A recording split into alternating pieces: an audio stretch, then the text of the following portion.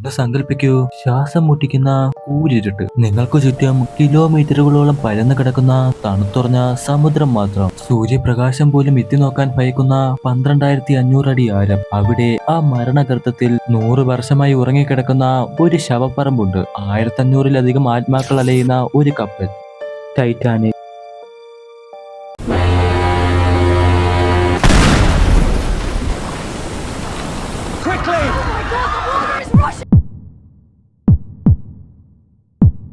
ആ ശവപ്പറമ്പിലേക്ക് പുറം ലോകവുമായി ഒരു ബന്ധവുമില്ലാതെ ഒരു ചെറിയ ഇരുമ്പ് പേടകത്തിനുള്ളിൽ അവയെ കാണാനായി ഇത്തിരി പ്രാണവായുവും കൊണ്ട് 5 മനുഷ്യർ യാത്ര തിരിക്കുന്നു. എന്നാൽ അവർക്കറിയില്ലായിരുന്നു, അവർ പോകുന്നത് ചരിത്രം കാണാൻ മാത്രമല്ല, ചരിത്രത്തിലെ ഭാഗമാകാൻ കൂടിയാണെന്ന്. ഇത് ടൈറ്റന്റെ മാത്രം കഥയല്ല, ആരക്കടൽ ഒളിപ്പിച്ചു വെച്ച ഏറ്റവും വലിയ പേടി സ്വപ്നത്തിന്റെ കഥ കൂടിയാണ്. ഇന്ന് നമ്മൾ പോകുന്നത് ടൈറ്റനിലേക്കുള്ള ഒരു മരണയാത്രയാണ്. നമുക്ക് നേരെ വീഡിയോയിലേക്ക് പോകാം.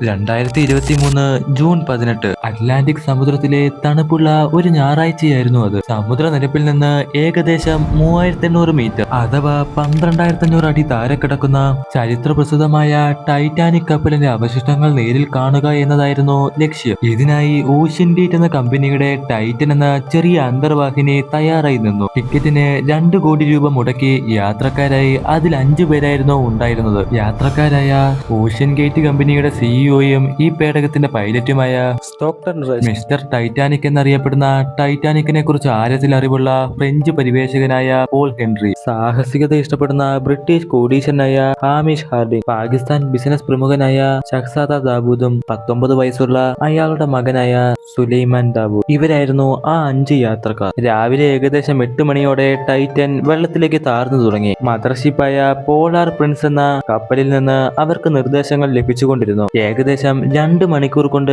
ടൈറ്റാനിക്കിന്റെ അരികിലെത്തുക എന്നതായിരുന്നു അവരുടെ ലക്ഷ്യം. ഇരുട്ടും തണുപ്പും നിറഞ്ഞ സമുദ്രത്തിന്റെ ആഴങ്ങളിലേക്ക് അവർ പതിയെ നീങ്ങി. ആദ്യം എല്ലാം സുഖകരമായിരുന്നു. എന്നാൽ കൃത്യം 1 മണിക്കൂറും 45 മിനിറ്റും കഴിഞ്ഞപ്പോൾ പെട്ടെന്ന് മദർഷിപ്പുമായുള്ള ടൈറ്റന്റെ ബന്ധം വിച്ഛേദിക്കപ്പെട്ടു. സന്ദേശങ്ങളില്ല, സിഗ്നലുകളില്ല, അഗാധമായ നിശബ്ദത മാത്രം. വാർത്ത പുറത്തു വന്നതോടെ നിശ്ചയിച്ച സമയം കഴിഞ്ഞിട്ടും ടൈറ്റൻ തിരികെ പൊങ്ങി വരാതായതോടെ ലോകം ആശങ്കയിലായി. അമേരിക്കൻ, കനേഡിയൻ കോസ്റ്റ് ഗാർഡുകൾ വിമാനങ്ങളും കപ്പലുകളുമായി തിരച്ചിലിനായി എത്തി. എന്നാൽ ടൈറ്റനിൽ വെറും 4 ദിവസം ജീവൻ നിലനിർത്താനുള്ള ഓക്സിജൻ മാത്രമേ ഉണ്ടായിരുന്നുള്ളൂ എന്നത് കൂടുതൽ ഭീതി വർദ്ധിപ്പിച്ചു. ഇതിനിടയിൽ സമുദ്രത്തിനടിയിൽ നിന്ന് ചില ശബ്ദങ്ങൾ കേട്ടുവന്ന വാർത്ത പ്രതീക്ഷ നൽകിയെങ്കിലും അത് ടൈറ്റനിൽ നിന്നുള്ളതല്ലെന്ന് പിന്നീട് തെളിഞ്ഞു.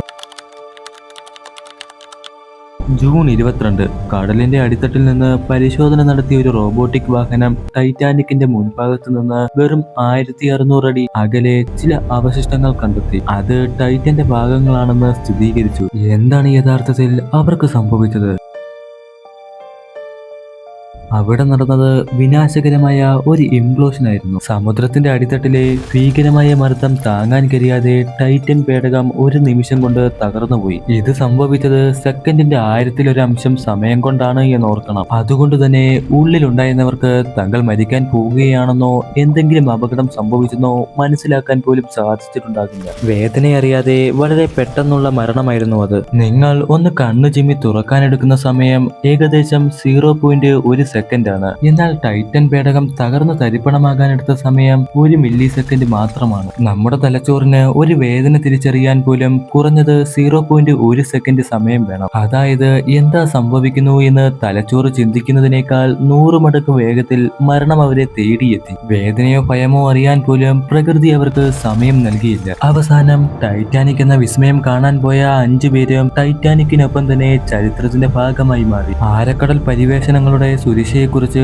വലിയൊരു ചോദ്യചിഹ്നം ബാക്കിയാക്കിയാണ് ടൈറ്റൻ യാത്ര അവസാനിപ്പിച്ചത്. മനുഷ്യന്റെ സാങ്കേതിക വിദ്യയ്ക്ക് പ്രകൃതിയുടെ കരുത്തിന് മുന്നിൽ പിടിച്ചു നിൽക്കാനാവില്ലെന്ന് ആഴക്കടൽ ഒരിക്കൽ കൂടി നമ്മളെ ഓർമ്മിപ്പിച്ചു. ടിക്കറ്റിന് 2 കോടി രൂപ മുടക്കി സ്വന്തം ജീവൻ പണയം വെച്ച് ആ കൂരിരുട്ടിലേക്ക് പോകാൻ നിങ്ങൾക്ക് ധൈര്യമുണ്ടാകുമോ? യഥാർത്ഥത്തിൽ ആഴക്കടലിലെ ഈ സാഹസികത ശരിയായിരുന്നോ? നിങ്ങളുടെ അഭിപ്രായം കമന്റ് ചെയ്യാൻ മറക്കല്ലേ. ഇതൊരു തുടക്കം മാത്രമാണ്. ഇനിയും വെളിപ്പെടുത്താത്ത ഒരുപാട് രഹസ്യങ്ങൾ ബാക്കിയുണ്ട്. അടുത്ത വീഡിയോയിൽ ഇതിലും ഭീകരമായ മറ്റൊരു സംഭവവുമായി വീണ്ടും കാണാം. അതുവരെ ഈ യാത്ര തുടരാൻ ചാനൽ സബ്സ്ക്രൈബ് ചെയ്യാനും ഷെയർ ചെയ്യാനും മറക്കല്ലേ.